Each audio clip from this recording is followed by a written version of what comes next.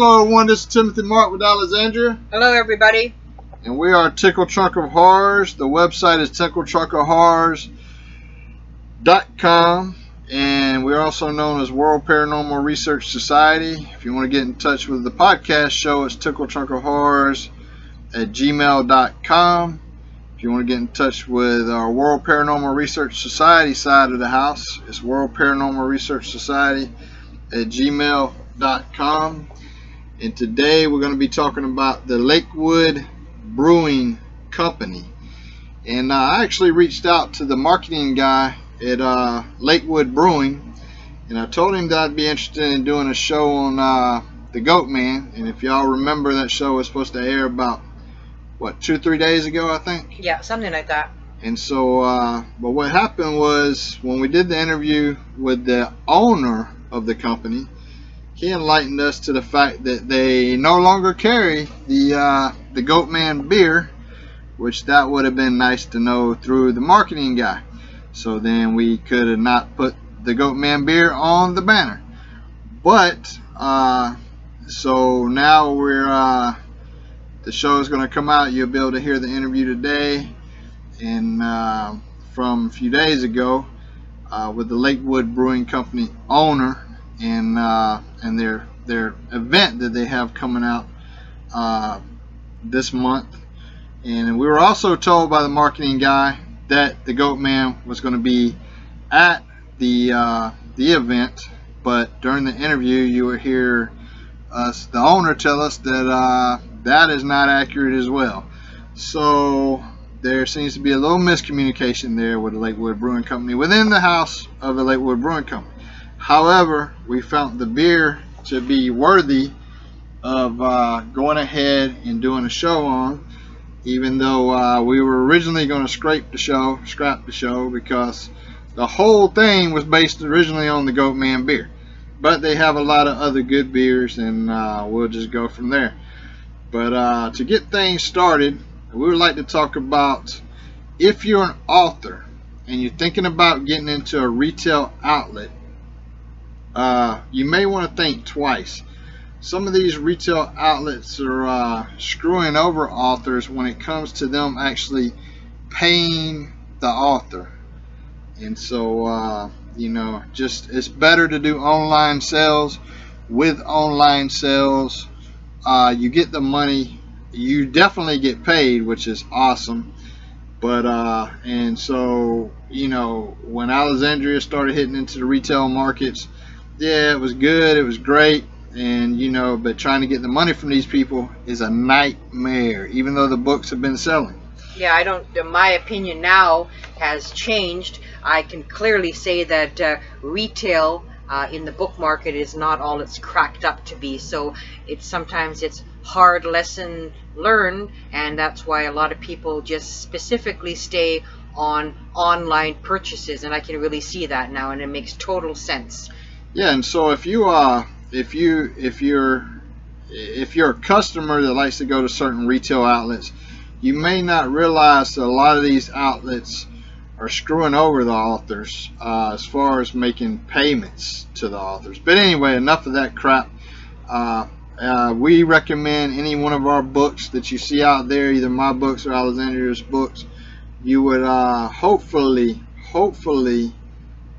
buy online, just because no middleman, really. No middleman. Plus, the author's going to get paid. Any book, if you see any author's book, especially in Canada, and I'm not going to drop any names right now, but in Canada, there's a certain bookstore there that all their inventory is by authors that they are really not paying as frequently as they should be paying. And that's a load of crap if you ask me. But well, when you really think about it, when the majority of the books that they do stock on shelves, almost a good part of that is on consignment. So this particular bookstores are not having to put out money at the get-go to have products on their shelves. So what a kind of ingenious way to put products on your shelf and not have to pay for them right off the get-go.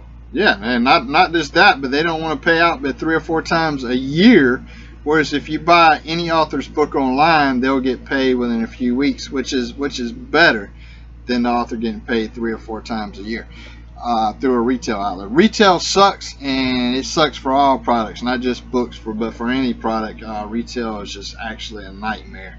So definitely we will be pushing the online things, online products, and we will be doing some live shows. Hopefully our very next show will be live, or at least where you can chat with us live during the show, or you can even call up and we'll put a phone number up where y'all can call in and ask questions. That will be our very next show. Today is Friday, so I'd say probably Sunday or Monday. Hopefully by that point we should be geared up for start taking calls and start taking live chats. But Alexandria wrote a book called The Goat Man, which is one reason why we were interested in the Lakewood Brewing Company, because they had a Goat Man beer. We no longer have that beer. However, they do have a beer called the Temptress, which is an Imperial milk stout. And so it says that it has thick, rich milk chocolate head with a sweet caramel notes, touch of vanilla, and it pairs well with robust blue cheese or dark chocolate, you know, or anything like that. And it won some awards back in 2013, 2015, 2017. So that's definitely one of their year-round beers. And so, yeah. Let's talk about the upcoming Halloween movie real quick, just to jump around here a little bit. A lot of people don't realize that in the Halloween movie series, John Carpenter did the first Halloween film. Yes, there was a Halloween Part 1 with Jamie Lee Curtis. Then you had Halloween Part 2. Halloween Part 3 didn't even have Michael Myers in it, so let's don't even count that one.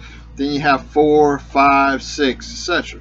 So you have the whole original franchise, right? But everybody's excited that Jamie Lee is coming back, Jamie Lee Curtis, for the new film. But let me remind everybody out there that John Carpenter is an asshole. And yes, I'm a preacher. Wow. And I'm going to use the term asshole. He's an egomaniac. And I'm going to say that because you have the whole original franchise, and he's slapping the fans in the face. Because let's look at this. In Halloween, the chapter Resurrection, in Halloween Resurrection, Jamie Lee Curtis's character was killed. And so if you look at the fact that her character was killed in Resurrection, and why was her character killed in Resurrection? Let's take a look at that.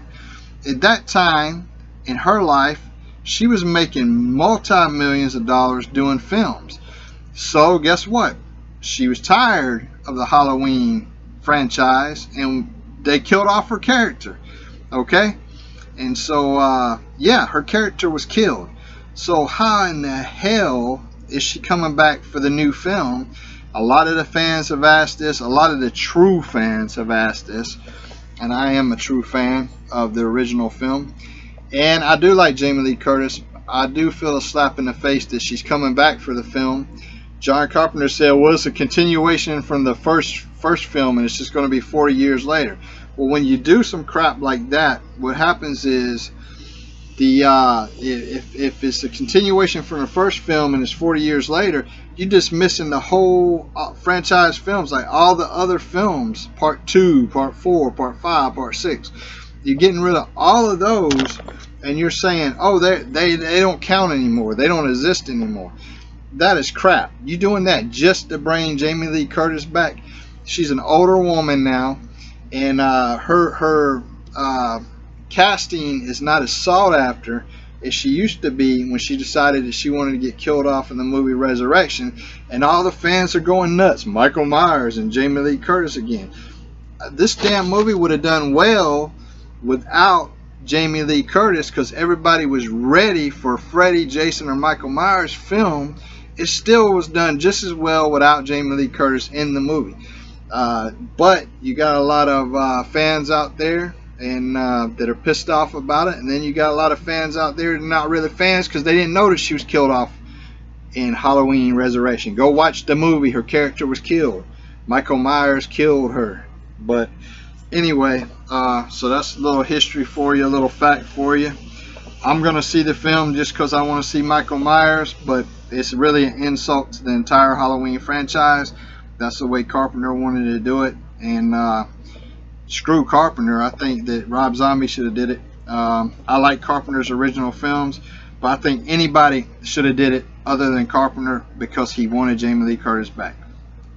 Absolutely. I mean, I'll go see the movie as well, but I don't think I'll look at it with the same enthusiasm as I would without that fact as well. So let's jump back to the Lakewood Brewing Company beers. They have a beer called Punk Ale. It's a seasonal beer. It's from August through October. It's a pumpkin pie dunk ale beer, 5.5% alcohol, which means that it will not be available after October. So yeah. So 'tis the season in October. All we see is pumpkin this, pumpkin that. There's some things that go good with pumpkin spice, pumpkin that, but there's a lot of things too that wouldn't sound as much appetizing. And again, just like Count Chocula and Frankenberry we mentioned on a previous show, very disappointed in the cereal. It sure in the heck isn't like I tasted it when I was a kid. And Count Chocula to me tastes like colored cardboard, and not impressed, folks, not impressed. And I looked for that cereal for quite a while. Yeah, so as I say, we're going to go ahead and release this interview with the owner of Lakewood Brewing Company. We were having second thoughts about it just because they discontinued the Goatman beer, and that's what the show was based on. And it would have been great if the marketing guy would have told us that. Really great. That would have saved a lot of headache for us. Well, sometimes there's a lot of miscommunication through departments and misinformation, and I think that's the case here as well. And hopefully we had mentioned that it'll be the 50th anniversary next year of the Goatman. Hopefully they're going to have enough, yeah, hopefully they'll have enough sense to bring it back. The owner sounds like he's got enough sense. He does have great formulas, making great beer out there. They even have one called Wild Manimal that's coming out in early November. It's 8.9% alcohol, and that's going to be one definitely to try. They had a peanut butter one that's no longer in existence anymore. It seems like they bring products out that sell, and then they discontinue them. I don't know if that's some kind of a unique marketing plan that they pull it off the shelves. I'm not quite sure. But they don't pull it. They actually say they go in the vault. Yeah, they go in the vault. You'll hear it during the interview. And so we had to redo the intro for this show just because when we did the show the first time around, the intro was all about the Goatman. So this will be a shorter podcast than normal. Hope you enjoyed the interview. Take a listen. And again, if you are into beers, especially craft beers and excellent beer, I would definitely recommend the Lakewood Brewing Company. Have a listen at the show right now and give their beer a try if you're out there. Definitely a Texas company, Texas beer. Give it a try. Hello, welcome to the Tickle Trunk of Horror Show. You on with Timothy, Mark, and Alexandria. How you doing? I'm good. This is Wayne Bennett with Lakewood Brewing Company. Yeah, we just gave a little bit of history on you and your company, and we're talking about the Goatman Film Festival, the Goatman Festival you have coming up. Can you tell us a little more on that and where that's going to be located and what day it's going to be on? We don't have a Goatman Festival. We have a what we call Let's Get Weird. It's a festival that we have at the brewery. Is the Goatman there though? We stopped producing the Goatman a while ago. Okay, well the guy that I talked to from your company, he told me that the Goatman would actually be at the event. It might be. It's probably the last keg that we have of it. But do y'all have somebody dressed up as the Goat Man that's going to be there? No, sir. Okay. So there's no more Goat Man beer anymore, huh? I mean, you might find it in a store here and there. The Goat Man for us was a one-off beer. We just did that one time as part of our Legendary series, where we take local myths and legends and build a beer around them. And that's a beer that we did about 4 years ago.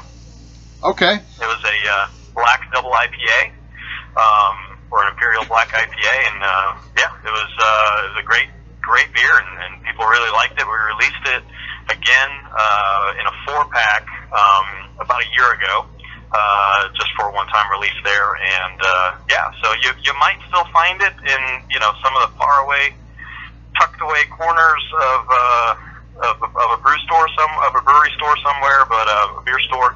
But yeah, we've stopped making it for now. Let me ask you a question, because that would explain why we couldn't find it when we went looking for it. But let me ask you this question: do y'all have products actually throughout the state of Texas, or is it just in certain areas? It's just in certain areas. So we sell most of the stuff that we sell is in North Texas, so in the DFW area. We're also available in Austin and some parts of East and West Texas. Okay, it'd be good if we could get you in the Bryan College Station area. We are in Bryan College Station for sure. Where y'all at in Bryan College Station? That's a good question. Let me look at our trusty Find Our Beer app. Okay. And we'll see. What's the zip code down there? 77808.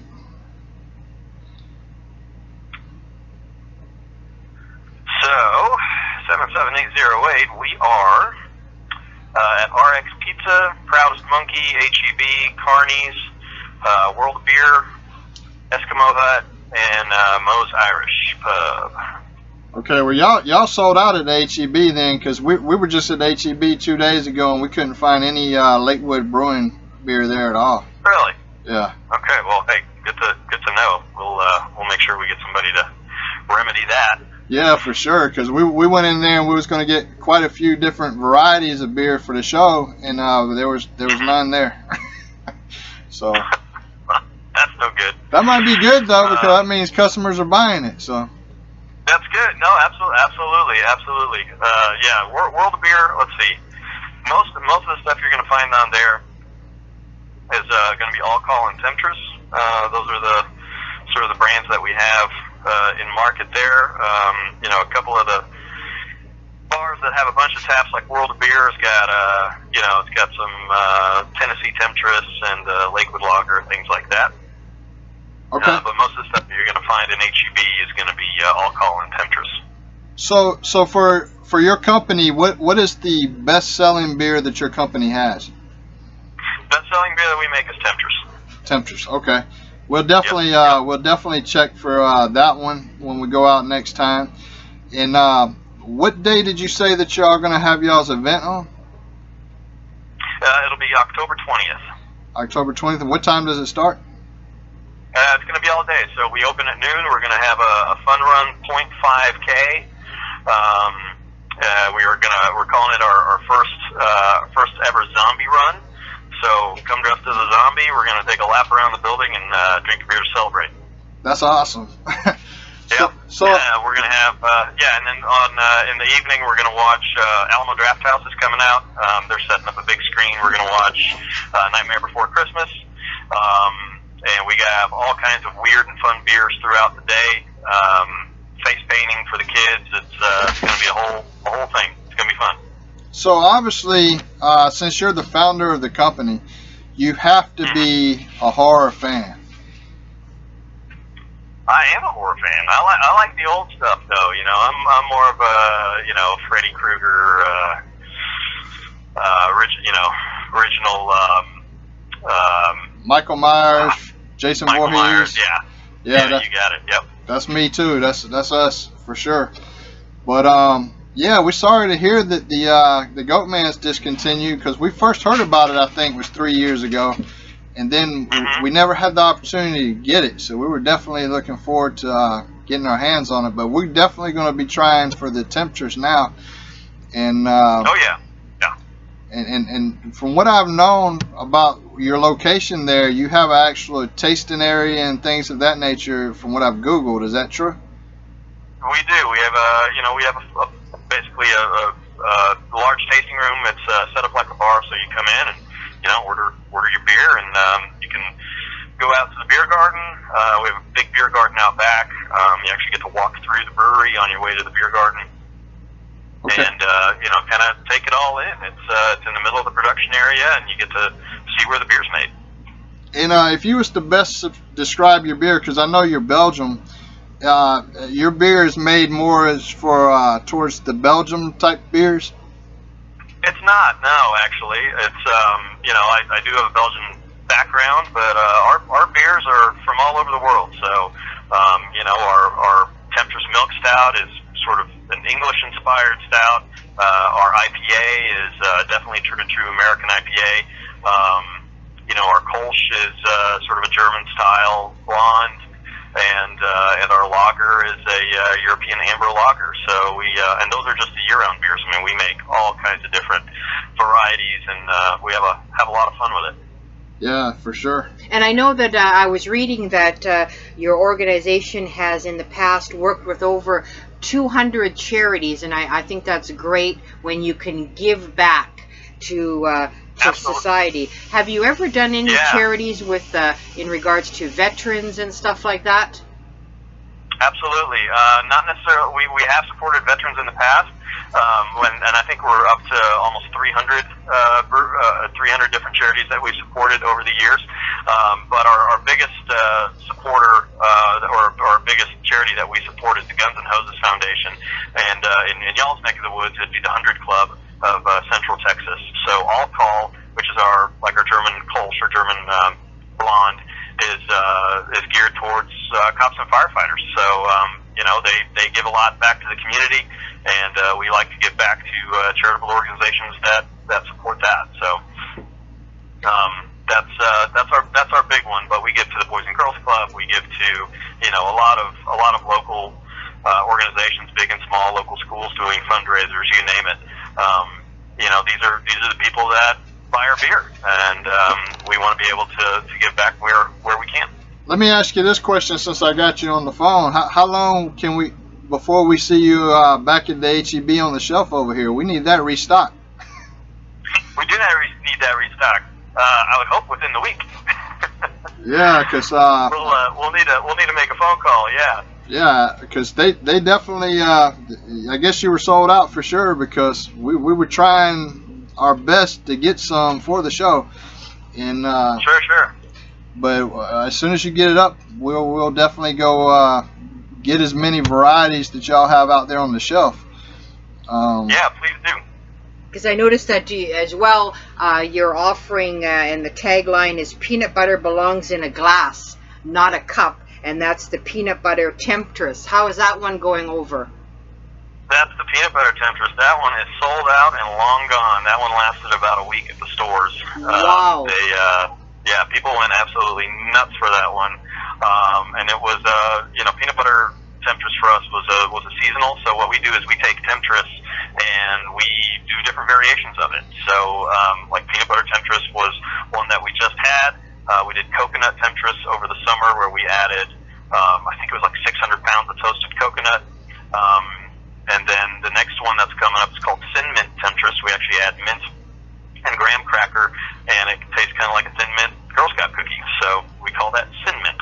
Oh wow! Yeah, we definitely want that up here in Bryan too. I think if you did a beer that had one of my favorite Halloween candies is candy corn. I think if you did something to do with that would be. I don't know how it would taste, but it might be. Have you thought of doing something to do with a Halloween candy theme at all in the future?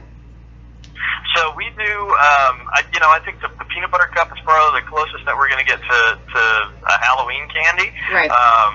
But we do a version that we call the Witch every year. A version of Temptress we call the Witch, and it's only available at the tap room, where we take bourbon barrel barrel-aged temptress, and we add coffee and we add pumpkin pie spices and things like that to really trick it up. And it's a fantastic version of temptress. Man, we got to get by your location so we could definitely give that one a try. Yeah, you bet. We're open 7 days a week too, so we're pretty accessible. Let me ask you something, because I don't know what the online. I don't know if you could order stuff or not. I guess probably not, because you'd have to prove your age or whatever. But yeah, you can't ship in Texas, unfortunately. Oh wow. Okay. That's something they don't let us do. Yeah. Well, I'll tell you what, man. We're definitely going to get to your store, and if you could get us that cinnamon one out here to Brian, that would be awesome too. Yeah, you know what? I mean, your word is pretty strong. So go visit your local HEB or your local bar and say, hey, I want this. I heard it's coming up. Get it in. So customer's king. Yeah, that's what I'll do. You guys vote with your dollars every day. So if you tell your local bar guy, hey man, I just talked to the owner. He says it's available. Why don't you get it in? And they can get it ordered, and we'll bring it down. Yeah, we'll do that for sure. I had a question too, because I think next year in 2019 will be the 50th anniversary of the Fort Worth Lake Monster, the Goatman. They're having a big shindig there. Do you think you're gonna be bringing the Goatman beer for that 50th anniversary, or is it gone for good? You know what? We like to say that whenever we stop making a beer, that it goes into the vault. It doesn't go into the trash. So never say never. Beers can come back all the time if it's the right beer for the right time. You never know. Okay.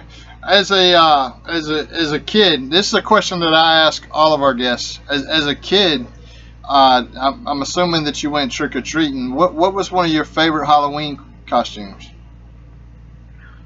Oh, I went as a vampire a lot. That was kind of the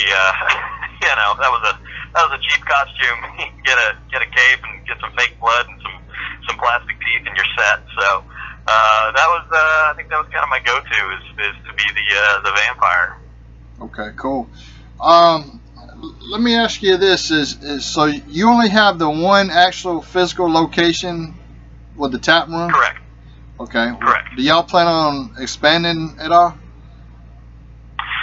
No, so we're primarily a production facility. We're a production brewery, and we like to make beer here and then ship it elsewhere. So yeah, I mean we're always looking at increasing our distribution footprint. So I think the next places that we'll probably go would be San Antonio and Houston. So those are two markets that we're not in right now. But as far as opening up another location, we have about 40,000 square feet here of tanks and all kinds of equipment. So no, I think we'll just stick with the one location for now. Okay. Well, I definitely appreciate you joining our show and taking the time out to speak with us and clarifying the stuff about the Goatman beer, because that's been, knowing now that it's been discontinued, it was almost like hunting the Goatman himself, because we couldn't find the beer. That's right. He's hard to spot. But when you see him, you see him.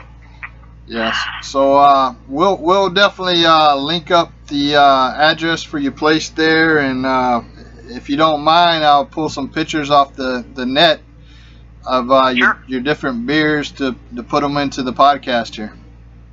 Yeah, you got it. Appreciate it. All right. Hey, thanks Thank very you. much, man. Have a good day. Take care now. Thank you. You too. Bye.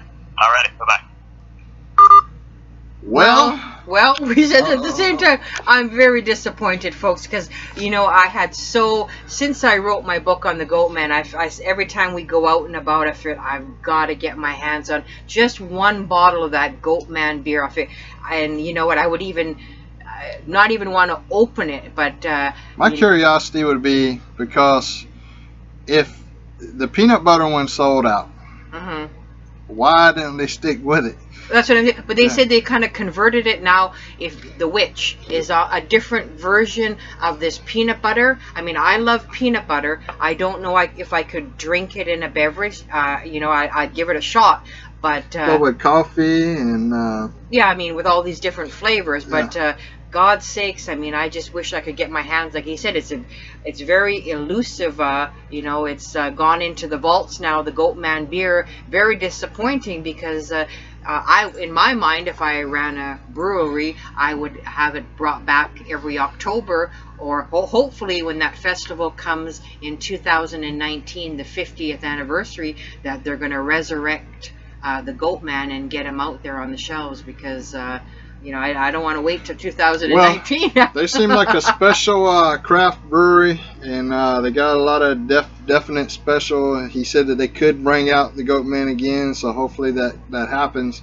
Hopefully they get stocked back on the shelves, and in the HEB, which for those of you not from Texas, that's the actual grocery store here in HEB.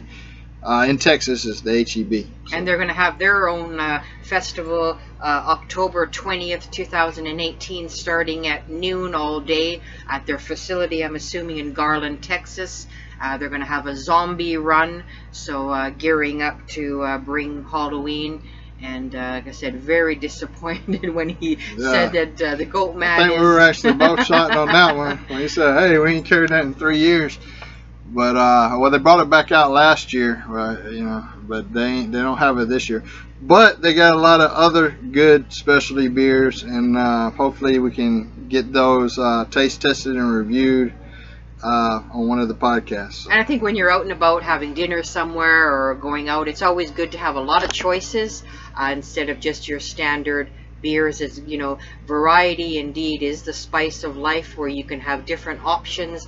If you feel like you're in this type of a mood with cinnamon or what have you, you have different craft beers, even stouts that you get to choose from. And I think as how it was in Canada, as the weather cools down after Thanksgiving weekend, you're wanting a heavier stout kind of a beer.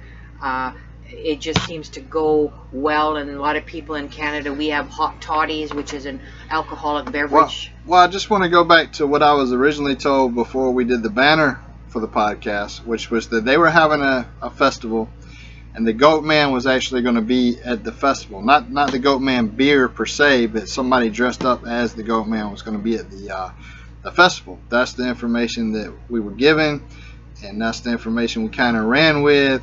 But we just spoke with the owner, so we just disputed. Well, he said maybe the Goatman will be there. He's not really sure, but we know the beer's not going to be there. Well, I would hope that the Goatman or somebody in costume would be there, because it's going to be a costume event prior to Halloween. There's going to have a zombie run, so certainly the Goatman would fit right in with the genre, because they have in the past made and offered a Goatman beer. I think every Halloween they should bring out the Goatman beer, actually. But I mean, yeah, that's what I said. I mean, if I owned the brewery, every October for the whole month, I'd give the customers an opportunity, and saying that it's only for the month of October. I think you'd create a lot of business, but especially in Texas, with a lot of the Goatman legends originating in Texas. But anyway, instead of sticking with the big name companies, and everybody gets used to drinking Budweiser and Coors and things of that nature. But I mean, there's a lot of better tasting beers out there. That's why Coors and not Coors, but Budweiser's came out with so many varieties now. Even Michelob, so many different varieties. But then when you have an organization that's a specialty craft beer store or manufacturer, then it's that's going to be the one to try, especially if you're a Texan, you live in Texas. Support your Lakewood Brewing Company. Look for their beer, go to the HEB and see if their beer's there, and maybe their beer was supposed to be on the shelf there, and maybe they just didn't stock it, and that's why we didn't see, because we didn't ask. We only looked on the shelf, and there was none there. So, because you'll notice too, if you go to if you're in America, or even if you're in Canada now, you go to your liquor commission or your vendors. Now's the time where you see a lot of the pumpkin stout beers and all these pumpkin flavored everything. And you have everything, and it's an unusual variety with Halloween, pumpkin and all that. So now is your chance to look in your liquor mart or your vendor. In Canada, you can only buy things at a liquor commission. So there you go. You know, live a bit on the wild side, taste something different, and you know, get off the beaten path and something unusual, and you know, put a little bit of variety in your life. There's never a fear of that. And I just want to, before we end the show, I want to give a shout out to one of our friends that whenever we put a book out, she's always supporting our books. And I want to give a shout out to Deborah Ann, who every book that we put out, she purchases. So thanks for your support. It means a lot, Deborah. So that's it for us. Take care, everybody.